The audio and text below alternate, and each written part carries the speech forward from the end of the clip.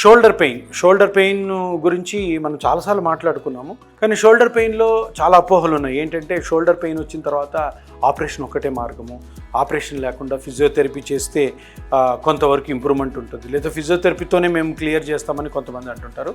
చాలా తప్పు. ఫిజియోథెరపీతో కానీ ట్యాబ్లెట్స్తో కానీ ఈ షోల్డర్ పెయిన్లో అంత బాగా కంప్లీట్గా రికవర్ అవుతామని ఎక్కడా కూడా మనకి ఎవిడెన్స్ లేదు. ఇక్కడ మనము ప్రతి నొప్పికి, ప్రతి జాయింట్ నొప్పికి, లేదా ప్రతి ఇబ్బందికి కూడాను ప్రతి పేషెంట్ కూడా ఏం కనుక్కోవాలంటే అసలు ఎందుకు వస్తుంది నొప్పి.